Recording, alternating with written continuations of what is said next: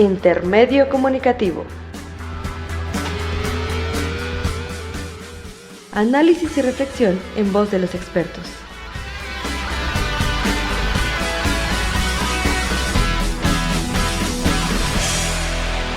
Intermedio comunicativo. Hola, soy Ernesto Cano y los acompañaré durante unos minutos en su podcast académico Intermedio Comunicativo. Análisis y reflexión en voz de los expertos. Esto forma parte de un proyecto PAPIME inscrito en la carrera de Comunicación y Periodismo de la FES Aragón, UNAM, que lleva por título Realización de un entorno virtual de aprendizaje como herramienta de apoyo a la enseñanza en las materias de Seminario Taller de Televisión 1, 2 y 3 y Seminario Taller de Radio 1, 2 y 3. El tema que abordaremos el día de hoy es géneros literarios en radio, la radionovela. Vamos a escuchar la semblanza de nuestros invitados. Adelante, Camila.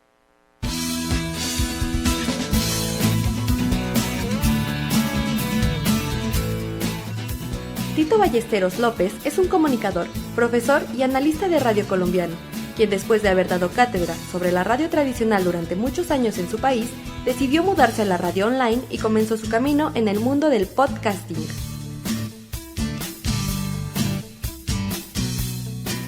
De nacionalidad argentina, Francisco Godínez Galay es cofundador y director de CPR. También es capacitador, investigador y productor radialista. Forma parte de Sonodoc y Bola Sin Manija. Hardcore Punk. Tiene una extensa obra de publicaciones que se relacionan con el medio de comunicación, radio.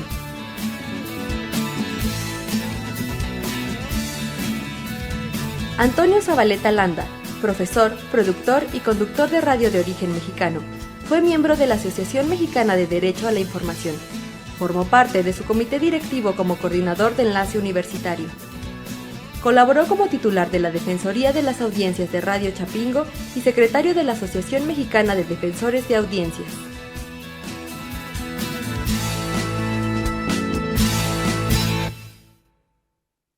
Pues bienvenidos, maestro Francisco, bienvenido. Muchas gracias por la invitación y saludos a todos y todas.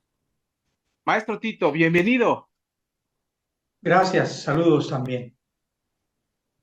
José Antonio, te robé el José, pero bienvenido, Toñito. ¿Qué tal?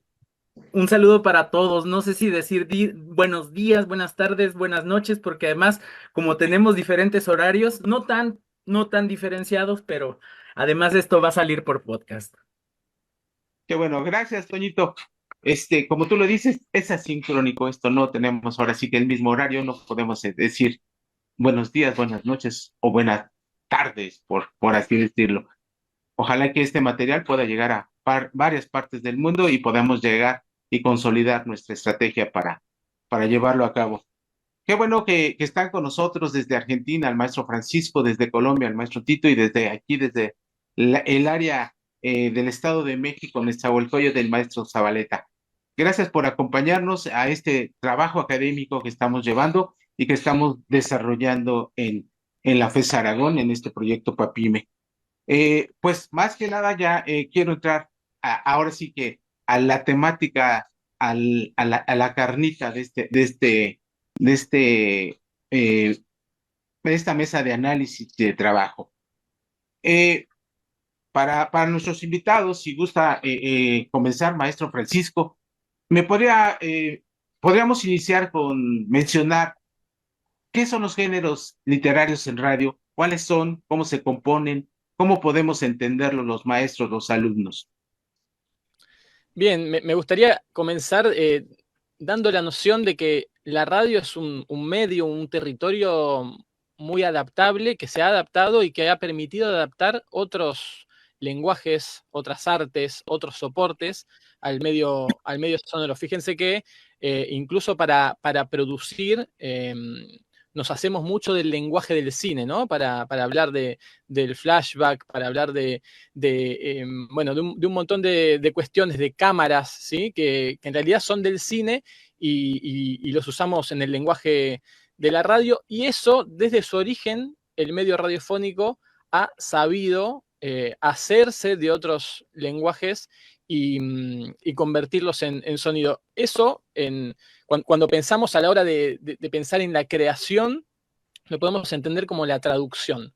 Traducción de otras artes, cómo sería eso en radio, y en ese ejercicio creativo de cómo trasladamos algo que forma parte de otras artes, algo que en su origen no es solo sonoro, a lo radiofónico. Esa pregunta metodológica creativa nos da un mundo de posibilidades y es lo que ha hecho la radio desde el comienzo. Las primeras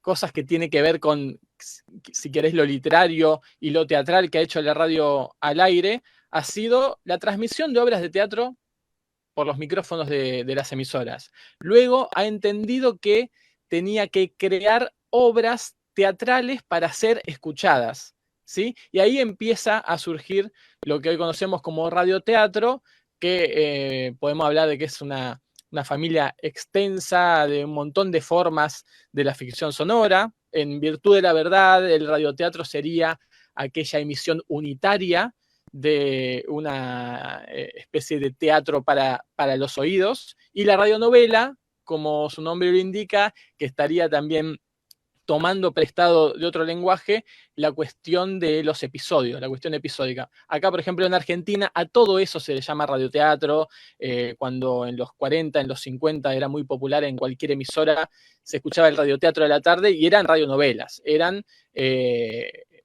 situaciones de ficción puesta en sonidos que se sucedían, se continuaban, se escuchaban todos los días. Bueno, esto pasa con la radio, que tiene ese poder de transformar y transformarse con un montón de otras artes. Uno podría pensar cómo suena un cuadro en la radio, y Radio UNAM tiene una experiencia muy, muy rica, como fue Bastidor Acústico, que era un programa en donde se expresaba en radioarte cómo era determinado cuadro, además de su historia, además de expresarlo también musicalmente. Bueno, con los géneros literarios esto está servido en bandeja de algún modo, porque la palabra escrita es fácilmente traducible a la palabra dicha, y la voz es uno de los elementos del lenguaje radiofónico. Digo fácilmente traducible, pero no es equiparable automáticamente. Hay que hacer una traducción, por eso vuelvo a lo de la traducción, porque leer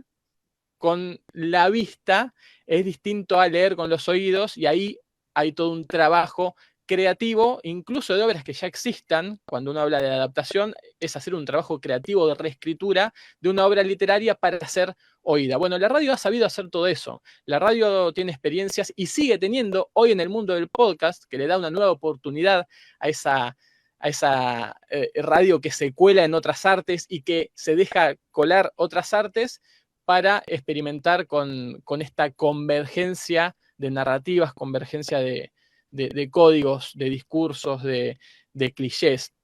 Entonces tenemos cuentos, novelas, hoy existe el audiolibro, ¿sí? Que es ahí un libro dicho para ser oído, y tenemos toda la rica historia del radiodrama, de las formas de la ficción sonora, que es lo que nos trae aquí, que tuvo su auge, como les decía, entre los años 30, 50, 60, después vino la tele, los elencos se trasladaron a la tele, pero la radio como medio, con mayúscula, no dejó de ser todo eso. Quizás el dial comercial que prendíamos empezó a hacer más música e información, pero la radio como entidad siempre tuvo esa riqueza, ese poder de adaptación, esa magia, esa creatividad, esa flexibilidad, que hoy gracias al podcast puede volver a expresarse con la plenitud que le conocemos. Creo que como para dejar algunas pistas y empezar a escuchar también al resto de los invitados, dejaría por ahí.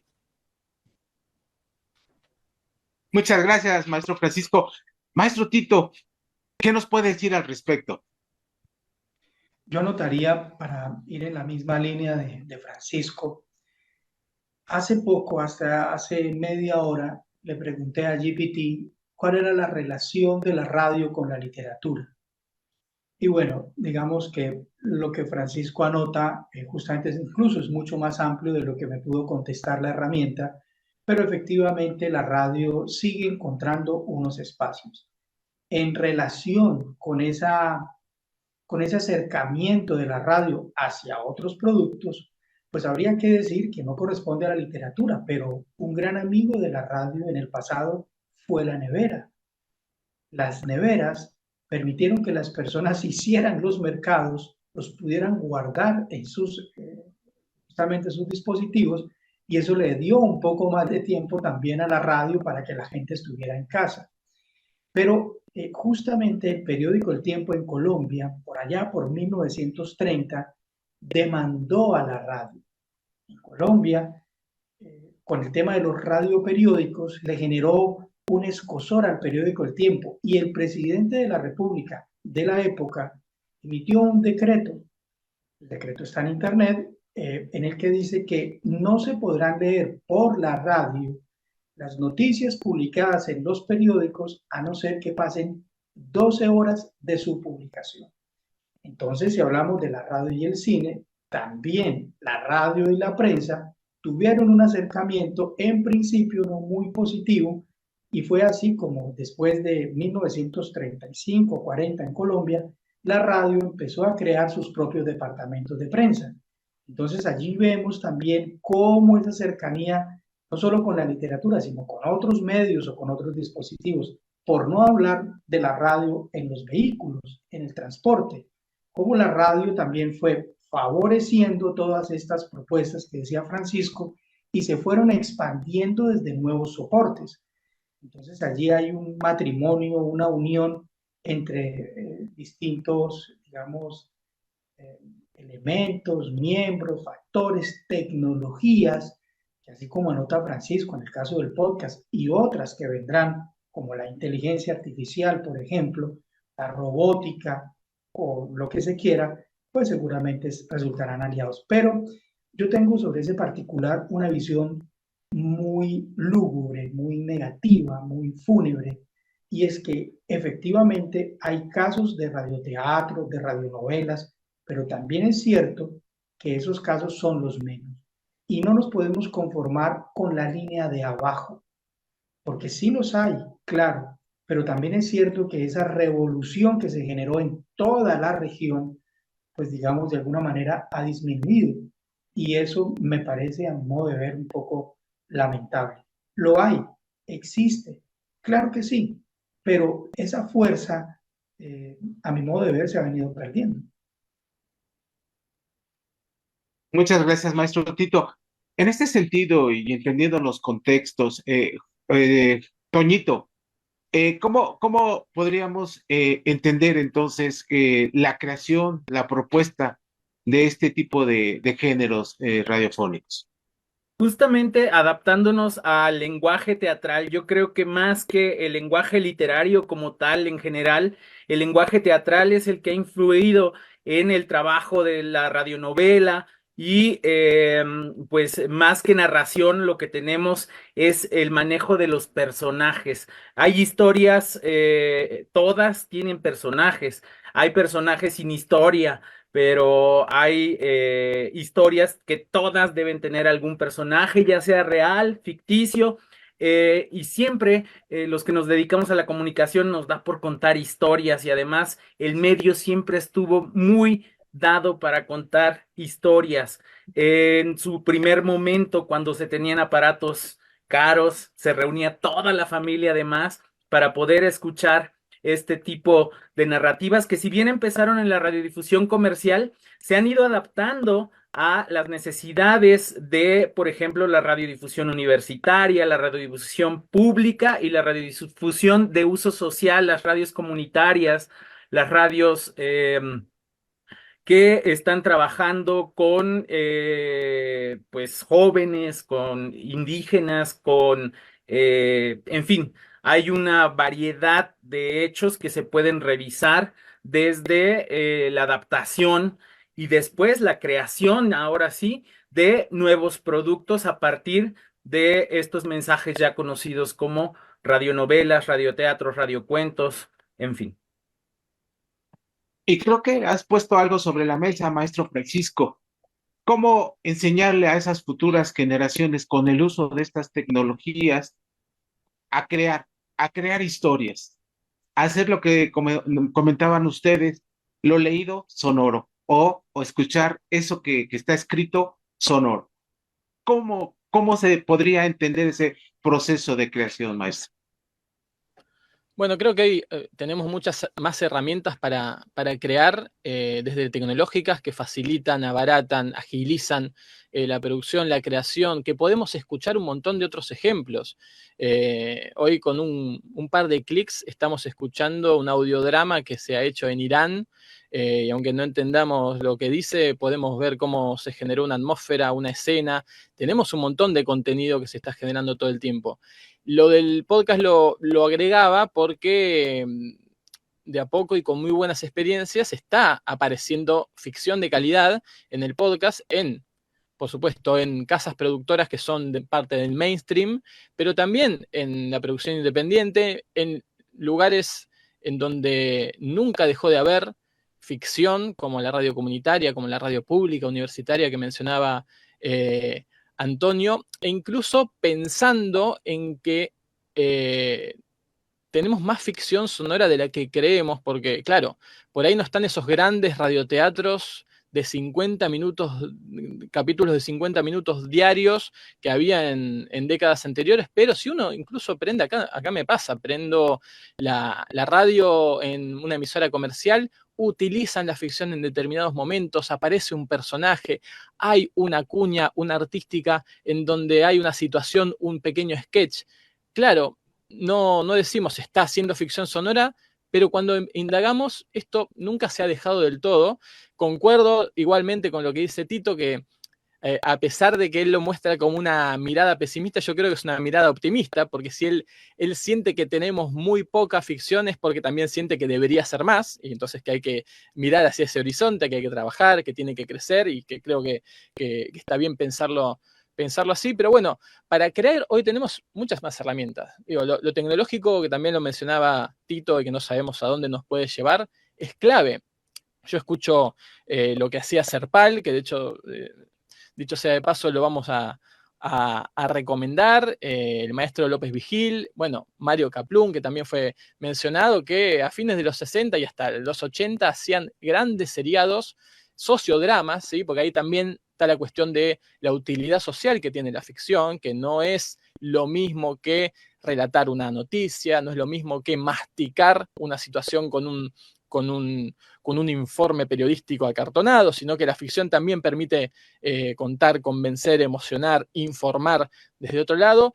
Y ellos en esas décadas hacían lo que hoy conocemos como podcast, hacían grandes seriados en capítulos que estaban grabados y se los enviaban a emisoras comunitarias que los retransmitían. Se los enviaban, claro, con la tecnología que había disponible. Era muy difícil, había que grabar discos de vinilo y mandarlos por correo. Había que grabar, luego apareció el cassette y se facilitó un montón porque, bueno, era un formato mucho, mucho más chico. Claro, y la edición se hacía cortando y pegando, pero físicamente. Digo, si hoy tenemos las herramientas que tenemos y miramos un poquito, revisamos la historia de lo que ha hecho la radio con un montón de géneros, en este caso la radionovela estamos hablando, tenemos que darnos cuenta de que tenemos muchas más opciones para hacer, para crear, incluso podemos renovar los códigos que tenían esas, de vuelta, radionovelas más pesadas, más impostadas, quizás con voces más caricaturescas. Hoy, si escuchamos mucha cosa del podcast, hay cosas que son muy verosímiles, con diseño sonoro arriesgado. Bueno, se trata también de jugar, de experimentar, de que los chicos, chicas que se metan a crear, no se olviden que esto es un medio profesional, pero que también tiene algo de lúdico que lo ha hecho grande y que eso nunca, el gusto, el placer por hacer, nunca tiene que dejarse y animarse a probar, conocer los manuales, conocer las definiciones de manual, conocer la historia para poder subvertirla, para poder cambiarle algún elemento, para poder probar, y creo que hoy tenemos más que nunca cosas a la mano, concretas, tecnología que abarata, agiliza y facilita, manuales, capacitaciones, ejemplos de la historia y del presente. Entonces se trata de investigar por cuenta propia. Muchas gracias, maestro Francisco. Maestro Tito, desde la academia, si usted tiene algunas experiencias, acá estamos haciendo lo que es el periodismo de ficción. la trascendencia de un hecho noticioso, dramatizado para ser presentado.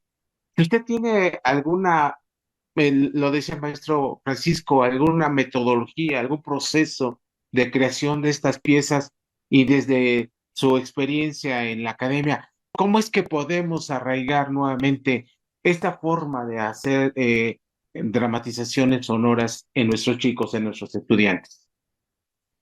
Sí, yo creo que con esto podemos acordar todos los que somos profesores, formadores, o dictamos talleres, podríamos acordar que si hay algo que le devuelve o le da brillo a los ojos, o ilusiona o llena de sonrisas una cabina, son los dramatizados, las radionovelas. No hay estudiante que pase por una facultad de comunicación cuando se introduce el tema de la radionovela que no le apasione. Es un divertimento, es un ejercicio lúdico, es para mí, de lo que yo he visto en los diferentes semestres, es lo que más atrae y lo que más llama poderosamente la atención. Hacer personajes y lo que han anotado. Eso es maravilloso. Segundo, ¿cómo atraer? A mí me parece que esa clave está en dejar que el otro haga, justamente como ocurre con las redes sociales. El enganche de las redes sociales está en que no nos imponen un contenido, pero a veces en la formación y en la capacitación imponemos contenidos. Semana 1, semana 2, semana 3, hágalo de esta o esta otra forma. Y me parece que ahí el papel del formador puede incluso constituirse en el deformador, porque al final no sabemos si formamos o deformamos, porque como hay tanta fórmula, al final podemos estar cerrando una posibilidad creativa. El ejercicio me parece que consiste en hablar menos y permitir que el otro se arriesgue, que el otro produzca. Yo recuerdo rápidamente, ahora que habla Francisco de los formatos cortos, en algún taller preguntábamos sobre cómo hacer una rúbrica, un cabezote o un encabezado. La persona que estaba vinculada a los medios clásicos o comerciales, pues dio su fórmula. Un muchacho escondido en un rincón de una radio comunitaria sorprendió con una idea reveladora sobre cómo hacía él esa entrada. Y como no tenía dispositivos en donde grabar, pues todos los sábados tenían que ir él y sus 4 compañeros a tocar los instrumentos y todos los sábados hacía una entrada distinta, diferente. Había un guión, una idea, una canción, pero claro, era diferente cada vez. Y esta primera persona decía que no era así, que tenía que ser de esta u otra forma. A eso me refiero con el hecho de cercenar el acto creativo. Y quiero dirigirme especialmente, digamos, a las personas que me enviaron mensajes privados casi que insultándome, porque hace 15 días hicimos una serie usando inteligencia artificial y creamos unos cuentos, 8 cuentos. Le dijimos a la inteligencia artificial y en honor a la verdad. Esos cuentos, hay un cuento, por ejemplo, que se llama Lucas, el niño que voló con la onda corta. Pero Lucas realmente soy yo, es mi historia. Yo nací así y así aprendí a hacer la radio. Entonces le dije a la inteligencia artificial, es un niño de 11 años, vive en una habitación, le gusta estar solo, le gusta escuchar la radio, la onda corta. Un día escribe a una emisora internacional con la ilusión de que lo saluden. Al niño le gustaban los viajes, le gustaba escuchar la radio de noche. No importa que fuera en otros idiomas. A partir de esa historia, también le dije que en la emisora le habían contestado y que el niño se había ilusionado y eso lo motivó a escuchar la radio. Ahora el niño es un formador de radio. Con eso que le acabo de contar, haga un cuento. Y en 5 segundos hizo el cuento. Tomé el cuento, lo copié, lo pegué, se lo entregué a una inteligencia artificial para que le pusiera la voz y así nació una de 8 historias. Todas las historias, las demás historias son muy parecidas. Una señora escucha la radio, está enferma, siente que su emisora es la amiga, su locutor la llama, ella participa en la radio, da sus opiniones. Con eso que le acabo de decir, cree un cuento para niños en el que termine con una moraleja en favor de la radio. Y lo hizo. Y luego de hacerlo, se lo entrega a la inteligencia artificial y la inteligencia artificial puso la voz. Entonces, si el secreto está en explorar, ¿por qué no nos permiten explorar? Si el secreto está en soñar, ¿por qué quienes están vinculados a la radio no nos permiten soñar. O sea, recibimos fuego amigo. Somos quienes estamos en la radio los que de alguna manera le estamos quitando entonces fuerza a la misma radio porque creemos que debe ser de esta forma y no de otra. Me parece que ahí hay una necesidad y es que quizá, esto lo escuché en algún encuentro, que una de las razones por las que la radio, digamos, ha podido descender en el gusto o en el corazón de las audiencias, y es así, es porque durante mucho tiempo ha estado en manos de radialistas. No sé, lo cierto es que cuando se intenta o cuando se provoca, a veces pues también se generan reacciones que pues uno no entiende por qué estamos en un proceso novedoso y no veo que tenga nada de malo intentar, explorar o acercarse hacia algo. En aras, por ejemplo, del tema de la literatura o los géneros periodísticos, en fin, en favor de la radio. Y claro que coincidimos con usted, maestro. De hecho, aquí en la temática de esta asignatura, nosotros le llamamos creatividad en radio. Y creo que la creatividad rompe con ese orden, tiene que romper con ese orden y tenemos que explorar, tenemos que trabajar. Aquí buscamos que ya esto en lugar de llamarse taller sea un laboratorio sonoro, un laboratorio de creación sonora. Creo que eso nos ayudaría mucho, más allá de poner el dogma sobre la oportunidad que tenemos para hacer este tipo de piezas que son fundamentales y necesarias. Y creo que usted ha dado en el clavo. Al alumno hay que dejarlo que se exprese, hay que dejarlo que experimente y que vaya más allá. Y que no seamos los que hacemos la radio los que de alguna manera deformemos o controlemos, más bien controlar, porque deformar es importante, el trabajo de los estudiantes. En este sentido, maestro Zabaleta, Toño, ¿qué tan necesario es plasmar nuestras ideas para llevar a cabo la realización de estas piezas? Hablo, por ejemplo, de un ensayo, hablo, por ejemplo, de un guión, de formular esto que nos decía el maestro Tito, incluso con la inteligencia artificial, crear la historia, crear la idea y llevarla a cabo. ¿Qué tan necesario es eso? ¿Cómo es que lo podemos emprender y dónde lo debemos de aplicar? Pues a mí me tocó la experiencia con una radionovela de PCI, en una radio comunitaria justamente. Me tocaron hacer algunos guiones de la segunda temporada y la aplicación pues va de siempre en todos los sentidos y justamente algo importante es manejarlo a manera de taller. Eh, Éramos un grupo de guionistas los que estuvimos trabajando y plasmarlo en un guión es a veces un tanto difícil porque, bueno, se necesita conocer a veces el trasfondo de los personajes, por qué actúan así, qué relación tienen también con el medio para que la gente pueda imaginar un poco más sin tener ese contexto que a lo mejor el guionista sí tiene.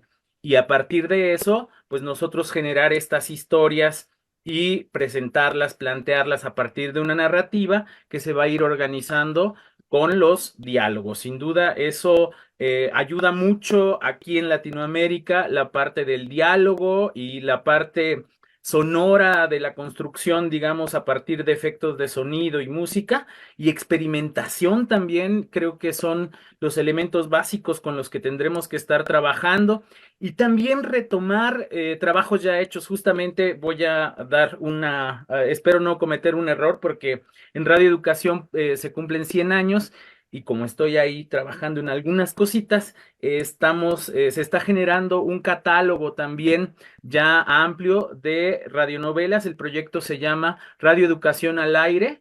Déjenme ver bien la segunda parte porque no me acuerdo. Una historia hecha de radionovelas. Justamente la historia de la radio no se puede entender sino es a partir de las radionovelas y muchos podcasts, por ejemplo, que están teniendo mucha aceptación, tienen que ver con historias de terror, con este tipo de trabajos que a lo mejor en cine son un tanto más difíciles de trabajar que en la radiodifusión. A veces contar una historia de terror en radio funciona mucho más que en formatos audiovisuales. Ok, sí, gracias, Zabaleta. En ese sentido, maestro Francisco, ¿qué tan importante es el desarrollo y la consolidación de todos los elementos sonoros para crear estas historias?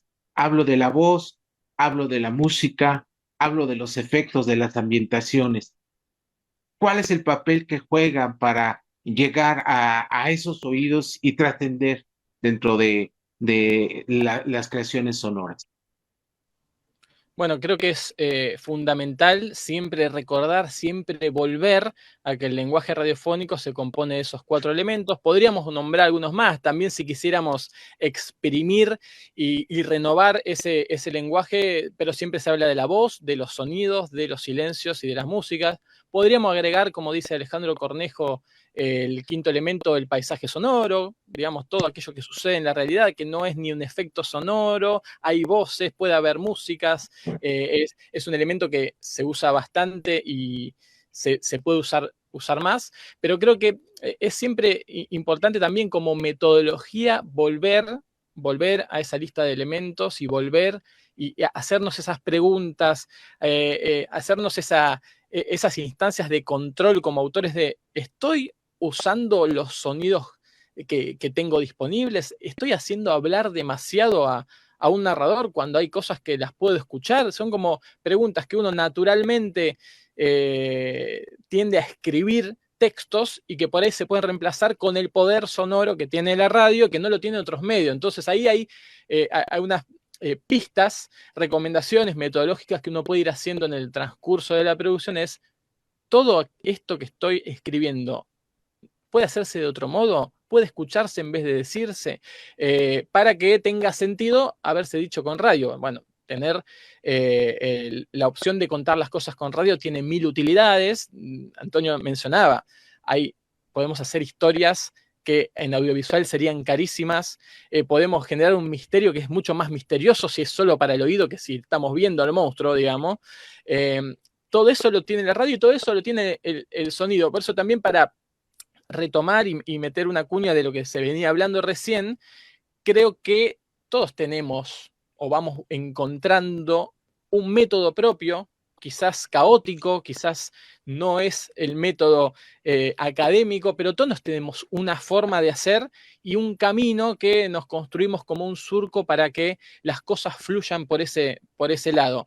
Eso no es contradictorio con la noción de experimentar, con la noción de entender o conocer algunas definiciones. Recién Antonio también al pasar mencionaba esto de que tiene la ficción sonora, que como autores es recomendable, o por lo menos podemos recomendar, y le da riqueza a quien escribe, conocer al personaje como si fuera, porque está creando una vida, digamos, más allá de que todas esas características aparezcan o no en el guión, en la historia en sí, delinearlas, tomarnos un rato y decir, bueno, mi personaje principal tiene estas 50 características. Su historia, la forma en que se viste, su familia, qué cosas le gustan, que después quizás no aparece explícitamente, pero hace que conozcamos a esa persona que estamos creando. Entonces, cuando después vamos a escribir sus parlamentos, hay cosas que puede decir y cosas que no.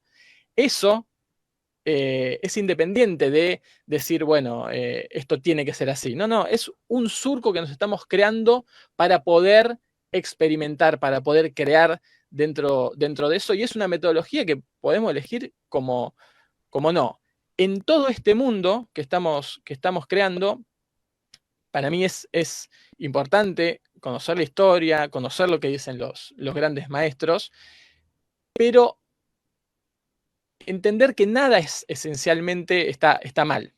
Digamos que todo puede estar bien, que toda propuesta puede ser, que no podemos cercenar o cortar alguna cosa que está proponiendo algún chico, alguna chica, algún alumno, ¿no? Porque en todo caso que se dé cuenta que cosa no funciona. Darle las herramientas para decir, ¿estás seguro, segura que es por ahí? ¿Qué le agregarías? Preguntarle, ¿qué le agregarías? ¿Por qué lo hiciste? ¿Cómo lo harías diferente? Muchas veces esa pregunta es metodológica, es una opción para la experimentación y es una opción para volver a esto de que la radio de sonidos es preguntar y preguntarse ¿cómo lo haría de otro modo? Porque quizás lo primero que se nos ocurre, nos quedamos con esa idea, pensamos que es fantástica, lo hacemos, y no nos dimos lugar a preguntarnos, ¿y cómo lo harías de otro modo? A ver, si te tuvieras que tomar el tiempo y hacerlo de otra forma, ¿qué elegirías? ¿Qué le cambiarías? Ah, bueno, no me lo había pensado, no me había dado esta oportunidad. Quizás ahí aparece otra opción. Ahí está el rol del facilitador, del coordinador, del que empuja, del que sabe, del que tiene conocimientos, del que genera ese espacio para la experimentación, para el error, eh, para los riesgos, que no son riesgos, porque en realidad no somos cirujanos, digamos. Lo peor que nos puede pasar es que algo no nos salga, no nos guste, lo hacemos de nuevo, que alguien no nos entienda, pero creo que es importante y volver sobre eso. Hay cosas que podemos contar con sonidos, eh, tenemos que acordarnos de que el silencio es un recurso, acordarnos de que la música tiene un montón de roles, que no da lo mismo elegir cualquier música solo para que la voz no esté sola, porque la música nos puede cambiar el carácter emocional de esa voz. Hay músicas que ocurren en la propia escena, hay músicas que están agregadas como por ese Dios omnipotente que es el narrador y que es también el autor, que mira la historia desde arriba. Tenemos que pensar en las formas que tienen las voces, no solo transportan textos, sino que además son un sonido. Entonces, ¿qué nos dice la voz? ¿Cómo se actúa en radionovela? ¿Qué latiguillos vamos a darle a cada personaje para terminar de configurar su identidad, su personalidad? Y todo eso es sonoro. Entonces, metodológicamente, hacernos la pregunta a cada rato de cómo lo haría de nuevo y qué es lo que le estoy metiendo sonoramente a esto, por qué esto lo estoy contando en radio o en podcast, si podría hacerlo escrito. ¿Qué cambia? ¿Qué suma? ¿Estoy exprimiendo, explotando ese poder de los sonidos? Creo que son pistas metodológicas que nos permiten explorar, experimentar, jugar, hacer este laboratorio con mejores quizás resultados, más divertido de hacer y que nos brindan la pertinencia de que estamos usando los elementos del lenguaje radiofónico y usando este medio que es el de la pantalla más grande que hay, como se dijo alguna vez. Sí, Gracias, fórmulas. maestro Francisco. Yo Adelante, recuerdo, maestro Tito.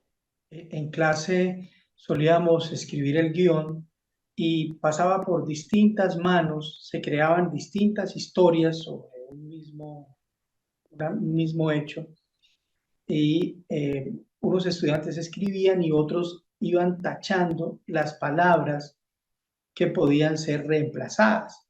Y el desafío era convertir, por ejemplo, una página en un párrafo.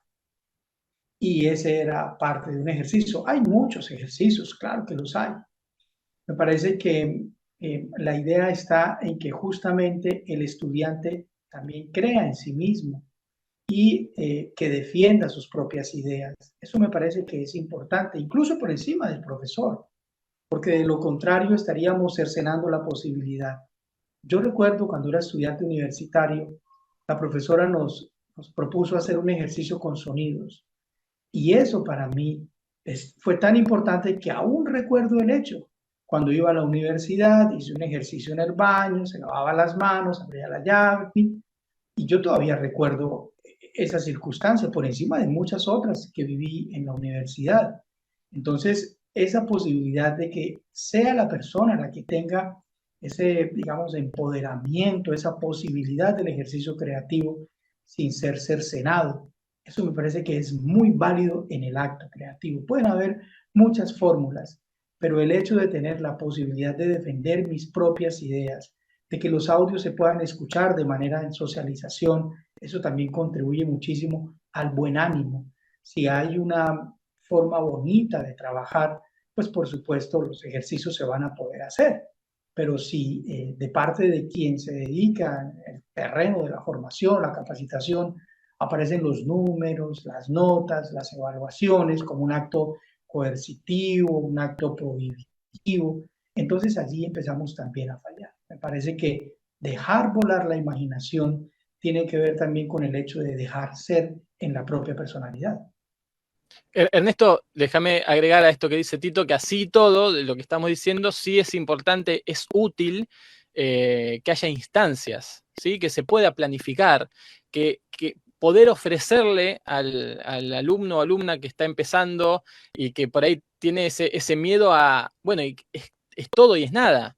Denme algo, ¿por dónde empezar? Bueno, podemos generar una escaleta de pasos en la producción que después sean llenados con creatividad, que después sean llenados a gusto, pero podemos pensar en que, bueno, para hacer una radionovela es necesario investigar el mundo, el tema, podemos generar los personajes, por otro lado, conocer los tipos de narrador y pensar qué tipo de narrador vamos a utilizar, o si vamos a inventar un tipo de narrador que no existe. Después, pensar en hacer una sinopsis, que es esta pequeña versión de qué va a pasar en la historia. Es la historia de que en 3 líneas se explique para que tenga coherencia. De ahí, quizás sacar un textito un poquito más amplio de un párrafo que explique un poco más de la historia. Pensar un encadenado de escenas. ¿Qué va a suceder en cada núcleo de esta acción que va avanzando? Quizás ahí la experimentación está en, no, pará, después de la escena 7, 8, 9, yo voy a invertirlas. Ahí la invierto. La escena va 9, 8 y 7. Va para atrás. Ahí, no sé. Bueno, perfecto, pero para eso tuviste que primero saber que una opción era encadenar las escenas en orden cronológico, para subvertir eso. Después de las escenas, bueno, ya dijimos, generar los personajes, y después sí, podemos escribir los diálogos, pensar la sonorización, pensar una instancia de archivo, de investigación sonora, de salir a grabar, de generar los efectos de sonido propios. Entonces hay una suerte de partes, de instancias, de planificación, de un proceso para generar una obra cualquiera sea, dentro de la cual puedo jugar, puedo experimentar, puedo proponer, y proceso el cual también es susceptible de ser modificado sobre el camino, subvertido, discutido, pero dar algún camino, algún surco, alguna cuerda de la cual tomarse para que no sea todo como un pánico de, bueno, si puedo crear cualquier cosa, es cualquier cosa. ¿Por dónde empiezo? ¿Cómo hago? Hay algunos comos importantes que pueden brindarse sin cercenar la creatividad de nadie, ¿no? Muchas gracias. Y creo que estas son las herramientas que ustedes nos proporcionan para nosotros aplicarlas, para nosotros conocerlas. Y qué bueno que muchas de ellas coincidimos, ¿no? El no cercenar la creatividad, la imaginación, la propuesta de los alumnos, que eso es importante, pero también lleva un orden y lleva un control de todos los elementos que nosotros podemos insertar en nuestras piezas. A ese respecto, Toño, ¿cómo, de qué manera nosotros podemos hablarle? Y va para los tres, si gusta participar, para los tres invitados, cómo decirle al alumno que la voz, que es un elemento sonoro, tiene que llevar ciertos elementos que nos comentaba el maestro Francisco, una idea, también el maestro Tito, una historia detrás de todo esto, y que debemos de llevarlo a su máximo para expresar y contar lo que estamos presentando, Toño. El locutor actor, ¿qué pasa con este elemento sonoro tan fundamental?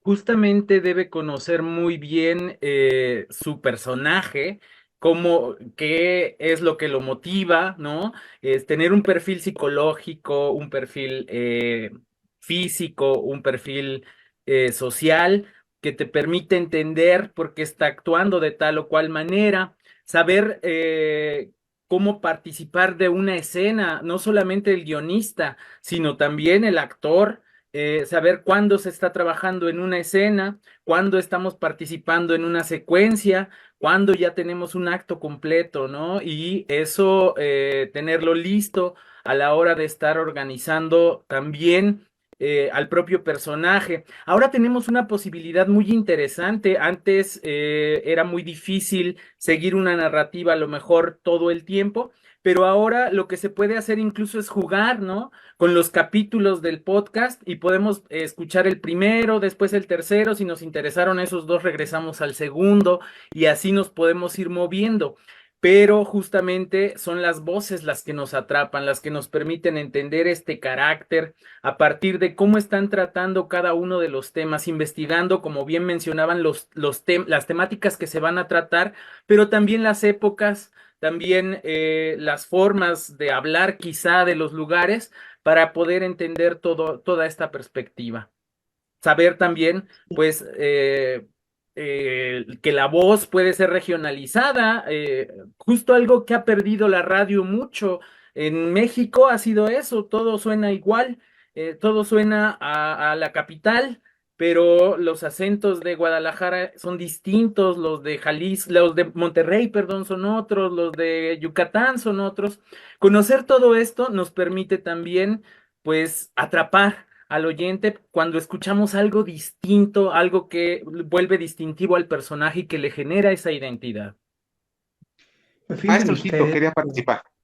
sí, fíjense ustedes que con estos cuentos que hicimos usando la inteligencia artificial en los libretos y en los audios, en las voces, la mayor reflexión incluso no recaía sobre las voces. Y decían lo que seguramente ustedes ya han anotado o van a notar, y es el carácter mismo de la voz, en qué momento entra, el impacto, esa parte humana, era la mayor parte que se remarcaba en la necesidad que había de que se hubiese un ejercicio mucho más cercano, mucho más próximo sobre las voces de la inteligencia artificial. Lo que nosotros respondíamos en su momento es que es un ejercicio que está creciendo, que está madurando, que está tomando fuerza y que está aprendiendo. Y en manos nuestras está también esos aprendizajes. Y recibíamos a vuelta de correo y por distintos medios comentarios en donde decía, nosotros hemos usado esas voces en ciertos momentos y para ciertos personajes. Y hemos logrado que esas voces respondan a nuestras necesidades porque les decimos de una manera concreta prácticamente cómo lo deben decir. Y así nos ha funcionado. Entonces, la voz resulta tan fundamental que fíjense, por ejemplo, que para nuestra experiencia en la creación de los cuentos con la realidad aumentada, pues la principal reflexión, digamos, que se hacía era ¿por qué esa voz suena así, tan lejana, tan distante o robotizada? Maestro Francisco. No, está bien, está bien. Adelante, bueno, en realidad sí, lo de la voz es fundamental. Si tengo que agregar algo ahí en entender las inflexiones, yo creo que todavía eso, seguramente lo que pasó con el experimento de Tito es que se nota que no hay humanidad ahí inmediata, aunque en realidad somos humanos los que estamos diciendo a la inteligencia artificial que queremos algo, que creo que todavía eso es algo ontológico que tiene la radio, que tiene mucho la radio en vivo, ¿no? De sabernos en presencia de algo que está siendo dicho, y eso es un valor que la radio grabada no la tiene, aunque sea el mismo contenido, saber que algo está siendo dicho en ese momento, estar escuchando una voz que es una presencia que nos conduce a un cuerpo, que nos conduce a una persona que está viviendo en sincronía con nosotros, que estamos en nuestra casa, que estamos en el auto, pero que estamos escuchando a una persona siendo junto a nosotros en el mismo momento. Creo que eso tiene todavía el escuchar, todavía esa intimidad en que la voz del otro nos habite y que me parece todavía que es mágico de la radio en vivo. Eso trasladado a la producción de radionovela tiene mucho que prestarle atención, porque está que no sea cualquier voz, que la elección de las voces estén cuidadas, que la verosimilitud de las actuaciones, que quizás es más que la verdad, ¿no? La verosimilitud que sea creíble y manejar las voces no solo como un transportador de textos, que quizás sea lo que aún la inteligencia artificial está en esa instancia. Creo que aprende muy rápido la inteligencia artificial y pronto va a ser mucho más emocional también lo que diga, sino que no solo transporte texto, sino que además sea un sonido que, acá para terminar este punto, la ficción sonora, como pocos géneros, expresa el doble carácter del medio radiofónico, esta doble apelación racional y emocional, ¿no? que nos habla de un tema que podemos comprender, nos comunica un mundo, una información, contenidos, textos, pero además el sonido le habla al cuerpo, nos conmueve, nos genera, nos repele.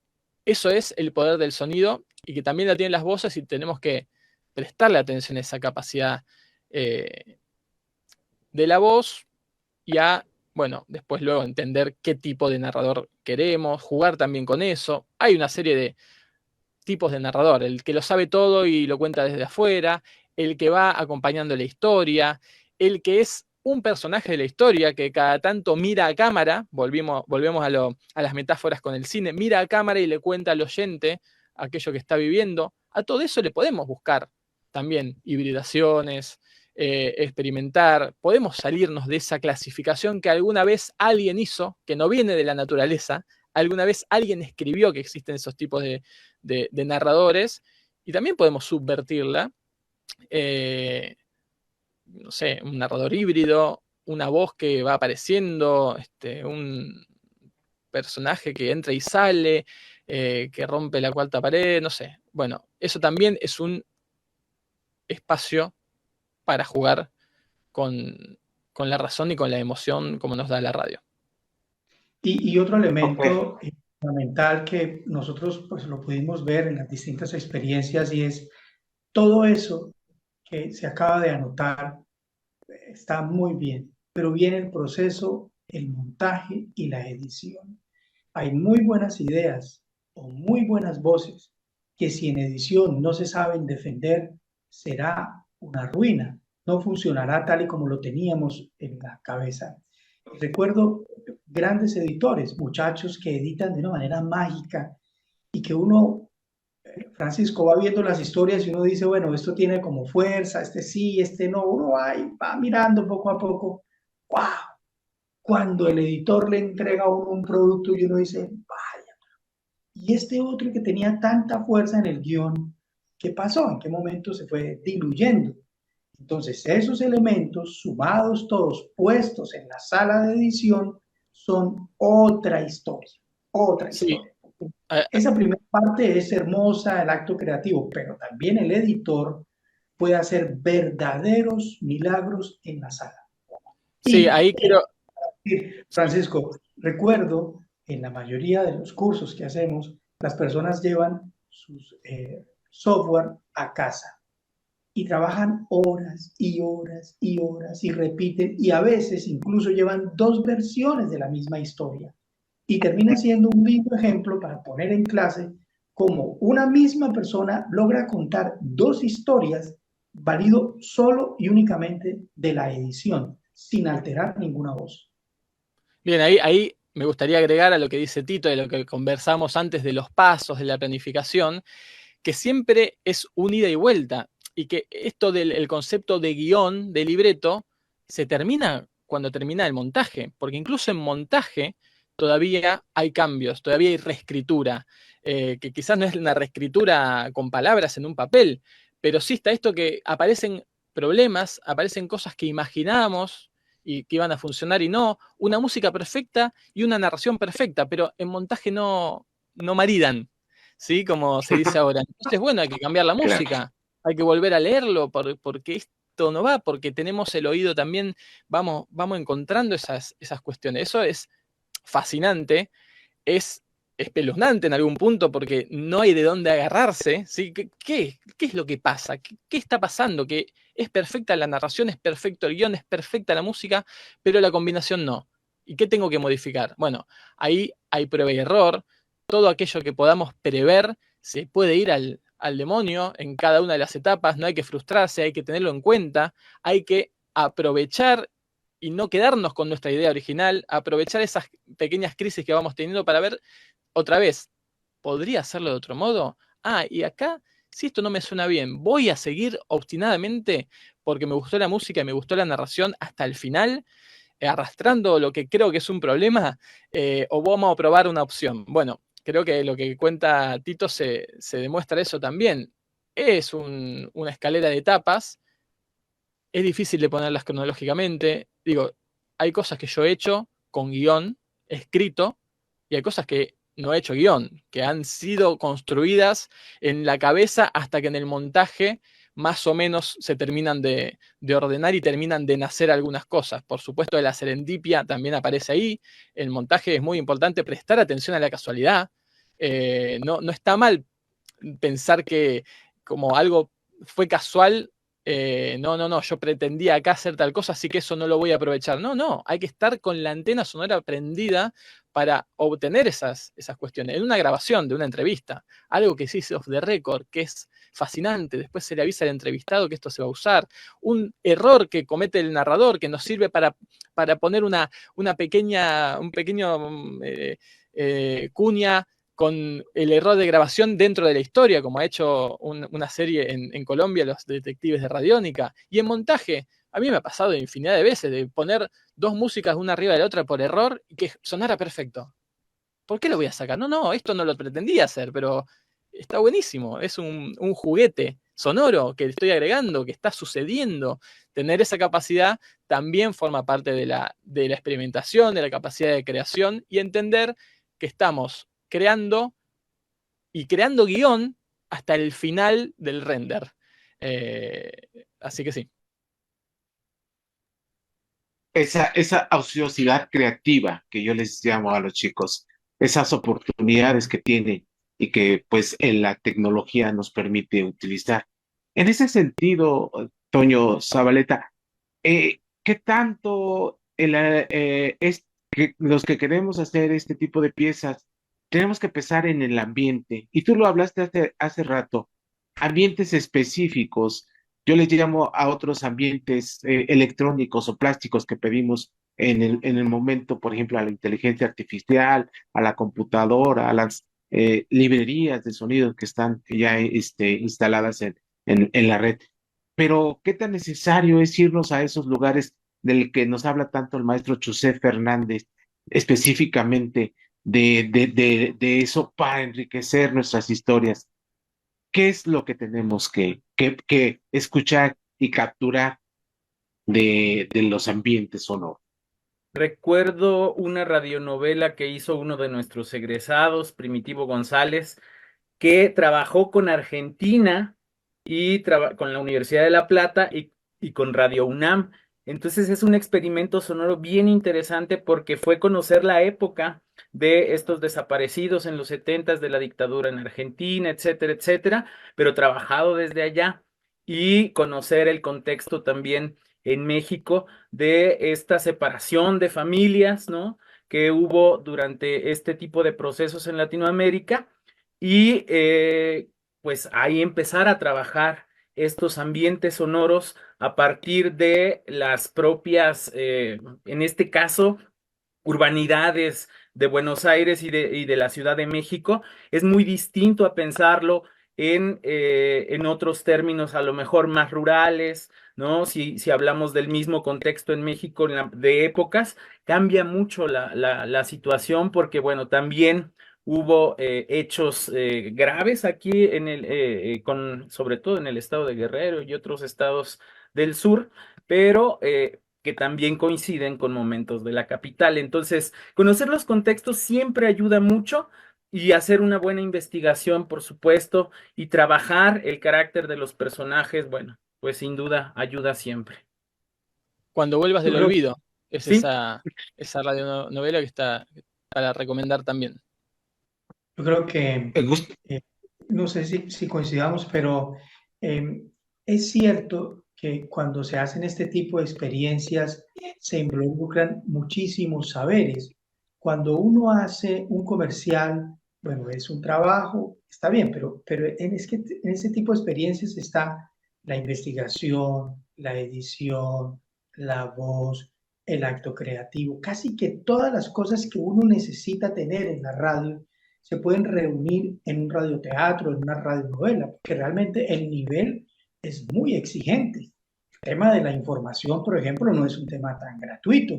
Y bueno, viene la actuación, los personajes, el guión, todo lo que hemos contado. Quiere decir que es un formato eh, muy profundo al final del camino que enseña mucho.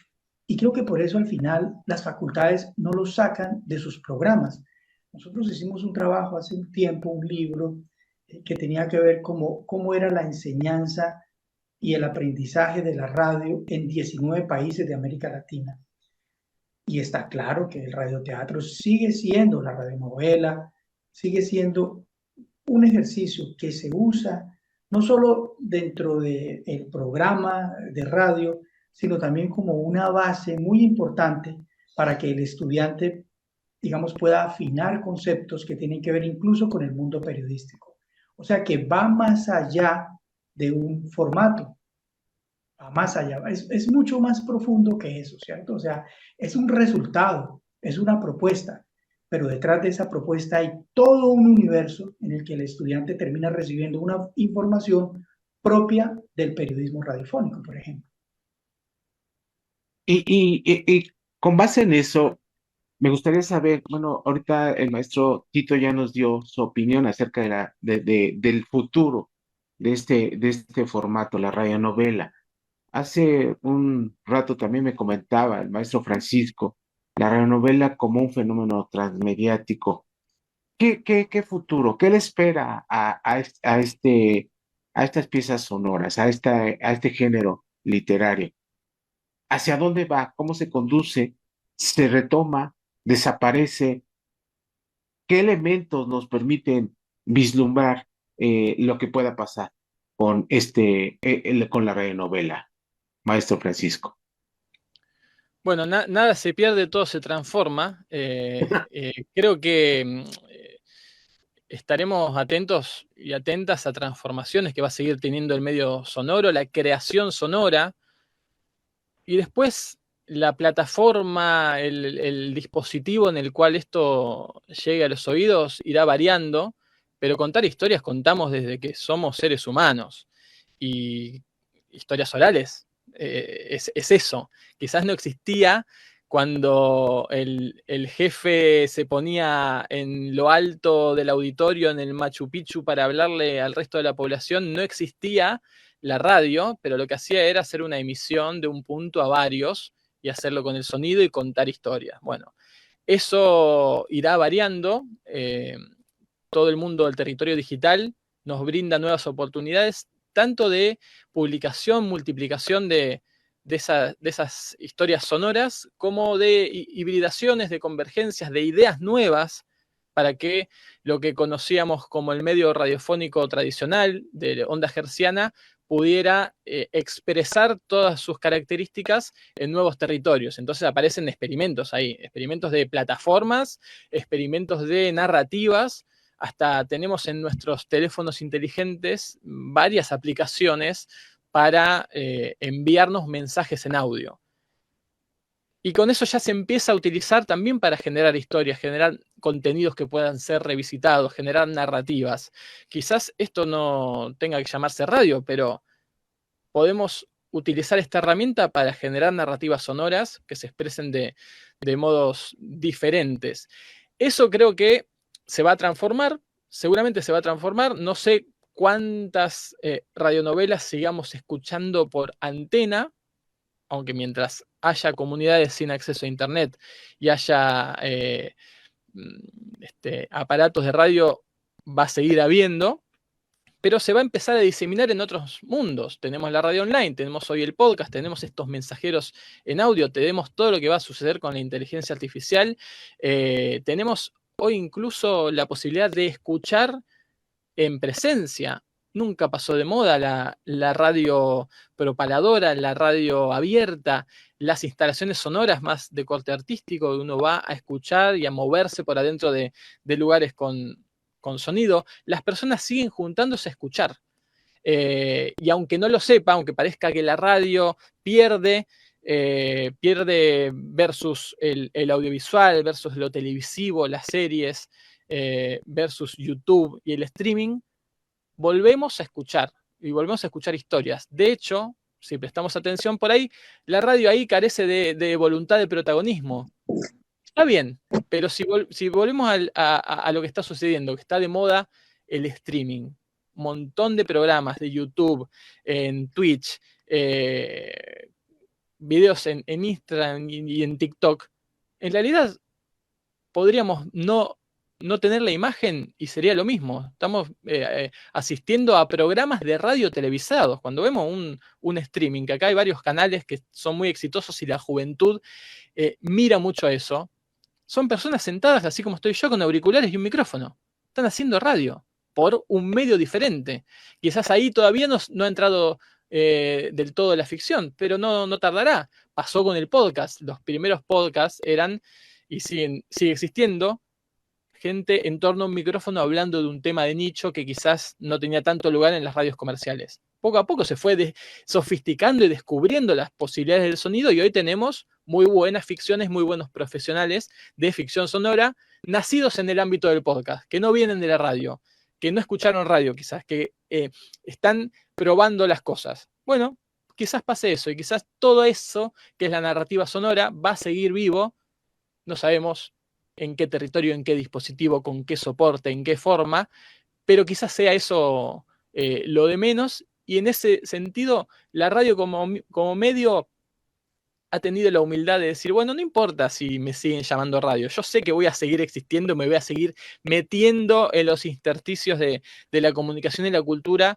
porque el ser humano es un ser sonoro y va a seguir queriendo contar y escuchar historias en la forma en que sea. Yo coincido en el sentido en que, digamos, estos géneros literarios se descentralizan porque así está ocurriendo.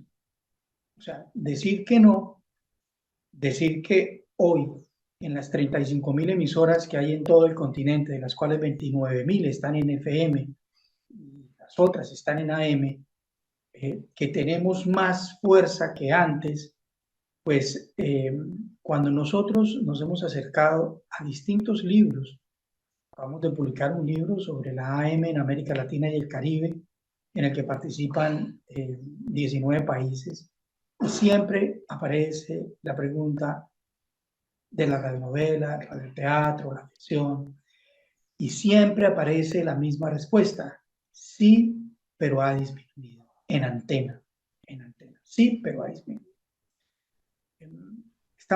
Hemos terminado un libro sobre la FM en América Latina y el Caribe.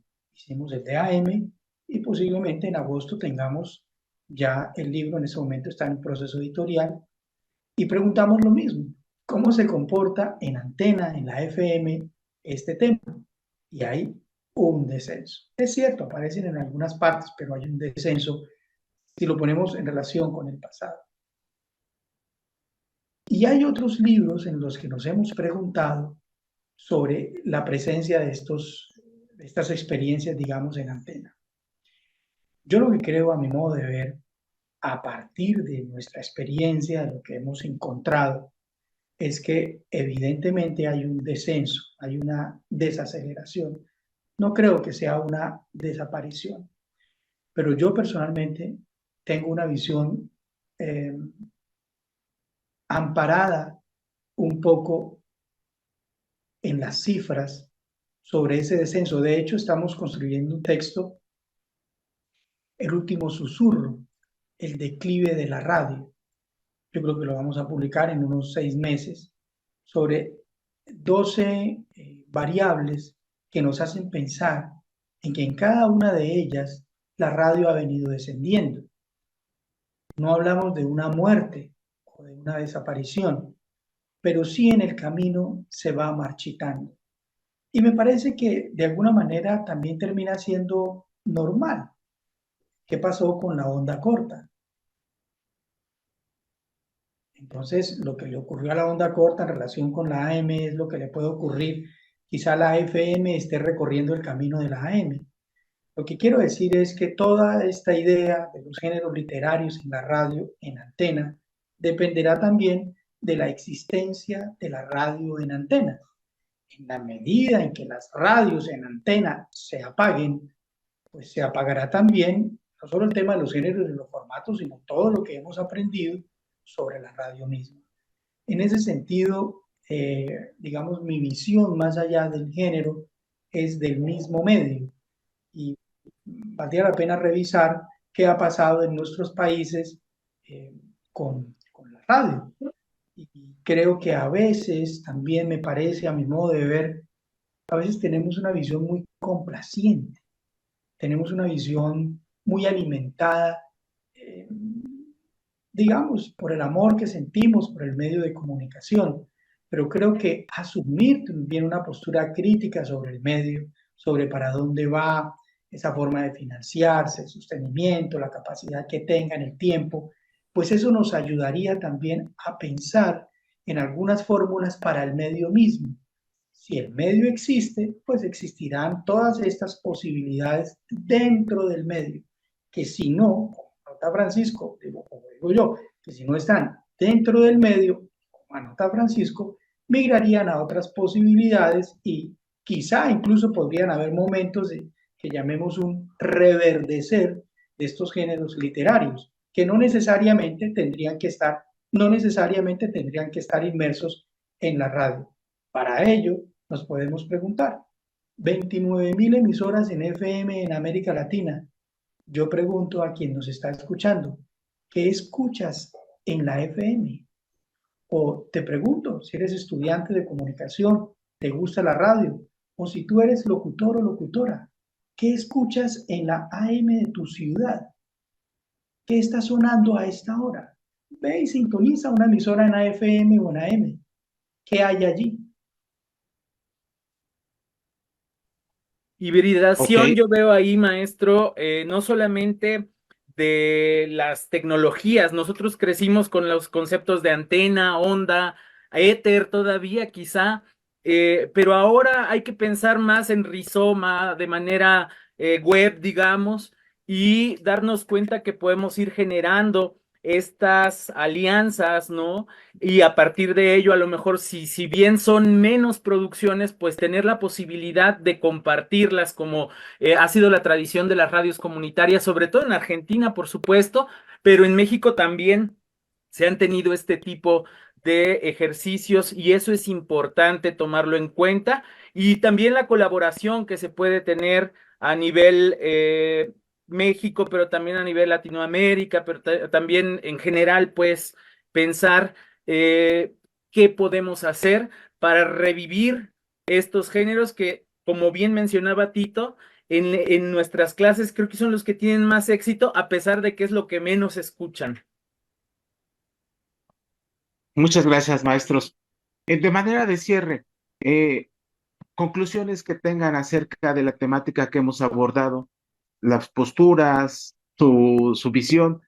Me gustaría conocerlas y que nos las pudieran expresar, maestro Francisco, maestro Tito, maestro Zabaleta. Bueno, pienso que tenemos que seguir escuchando la historia de la radio, las cosas que nos brindó y nos dejó en estos géneros de la ficción, seguramente. Aprovechar, explotar la pasión que genera la ficción a la hora de pensarla, de hacerla, porque eso se va a trasladar, se tiene que trasladar a mayor producción, a mayores niveles de escucha. Hoy el podcast es un espacio que vuelve a dar la sensación de que hay lugar para este tipo de experiencias que quizás la radio de onda hertziana la ha dejado masivamente, como señalaba Tito, pero después puede haber una vuelta, ¿eh? Porque de hecho, cuando los contenidos empiezan a hacerse para el territorio digital, vuelven a la radio de onda hertziana, que los vuelven a abrazar, y mientras estamos haciendo, pensando, escuchando, experimentando, relajando un poco más las reglas rígidas que ha tenido lo radiofónico o los géneros de la ficción y entendiendo lo que siempre es un juego, que también tiene ese valor lúdico y que es una herramienta de usos sociales muy, muy importante, prestándole atención también a la convergencia, a lo transmedia, quizás pensar en que la disposición de nuestra historia sonora puede hacerse con ciertas imágenes para YouTube, ¿sí? Con una foto para determinada plataforma, de pensar de qué modo esa radio sigue invadiendo todos los medios, porque al final la radio sigue invadiendo todos los dispositivos y los medios, y bueno, seguir escuchando y creando y mostrando todo lo que se ha hecho con la ficción en nuestra región, sobre todo. Muchas Sí, gracias, maestro Francisco. Adelante, maestro Tito. Yo siento que sumándome a esas conclusiones de Francisco, em, abrazar con toda devoción o la experimentación o el error, como se quiera entender, y migraría a esos nuevos soportes. Ahora, uno se pregunta, ¿no? ¿Es una tendencia? ¿Es una moda? ¿Hasta dónde vamos a caer en la trampa? ¿Esto va a permanecer? Pero mientras nos vamos haciendo esas preguntas o encontramos esas respuestas para que, digamos, en el mundo haya una sobrevivencia más allá de oponernos a estos nuevos principios, podemos acercarnos y con estas ideas de los géneros literarios colonizar esos espacios, no a las resistencias, siempre en el intento y en el camino podemos ir encontrando, pero me parece que resistirse poco nos ayuda. Abracemos con ingenio, con creatividad y sin temor.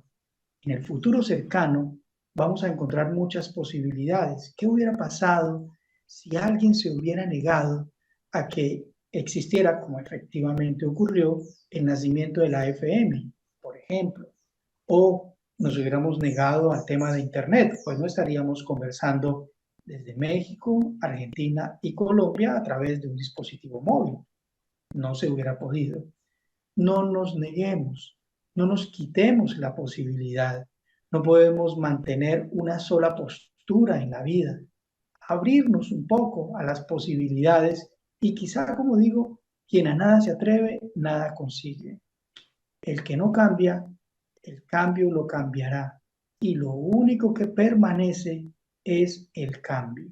De tal manera que poco a poco podemos ir migrando para que todos nuestros géneros literarios que tanto queremos y tanto apreciamos visiten nuevos soportes. Muchas gracias, maestro. Adelante, maestro Zabaleta. Pues invitar a la participación libre también de los estudiantes en este tipo de géneros siempre es muy enriquecedor, porque también nosotros nos vamos dando cuenta de estos cambios que ya vienen integrados en su chip, digamos, en donde ellos justamente pueden utilizar audios del celular, ¿no? Pueden utilizar pues las diferentes posibilidades de producción que ya hay a través de la internet y que también les han funcionado quizás algunos para diferentes streamings, para diferentes programaciones que se puedan tener a manera de podcast, a manera de radiodifusión tradicional, quizá ir combinando algunos elementos de lo audiovisual, sí, en internet, pero también la posibilidad de que estos medios se acerquen también a la propia radio y la radio también, pues, se mantenga con su imagen sonora, digamos, en la mente de la gente. Esta posibilidad de romper la cuarta pared no la tiene el teatro a veces, pero sí la podemos tener a través de la radiodifusión y no a través del cine y no a través de la televisión. Muchas gracias, maestros. Muchas gracias, maestro Zabaleta, Francisco, maestro Tito. La verdad, a mí me entusiasma mucho este proyecto y sus ideas creo que nos dan una visión muy importante, muy general y trascendente para el material que estamos buscando con respecto a las materias que impartimos. Creo que es un material que vamos a transmitir a los profesores, a los alumnos, que vamos a depositar, como bien dicen ustedes, a través de todas estas tecnologías, esos canales que se han abierto. Y no me resta más que agradecerles su tiempo, sus ideas, todo lo que nos han expresado. De verdad, estoy muy complacido y es un honor haber colaborado con ustedes y que ustedes estén tan comprometidos con este tipo de proyectos. Pues Muchas yo gracias. quisiera hacer la invitación para que se acerquen a justamente las radios de América, al CPR, a las páginas de López Vigil, porque no es una sola, es la de Radialistas, es la de Radios la libres. Radioteca, bueno, a la de CPI, en fin, en donde hay diferentes trabajos junto con las radios universitarias, sobre todo en Radio UNAM, el podcast, en Radio Educación también tenemos varias novelas muy interesantes, en Radio Nacional de Colombia, en Radio Nacional de Argentina. Hay trabajos súper interesantes para poder entender un poco más este género y seguir produciendo y consumiendo también trabajos muy bien hechos que desde el inicio, a lo mejor esta posibilidad de hibridación entre el periodismo y la literatura se dio con esta primer radioteatro que fue La Guerra de los Mundos, ¿no? Digamos, este primero de impacto importante, digamos. Gracias, Toño. Gracias, maestros. Hasta la Gracias. próxima. Por hoy ha sido todo. Bye. Chao, chao.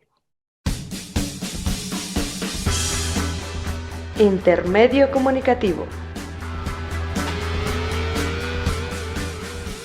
Análisis y reflexión en voz de los expertos.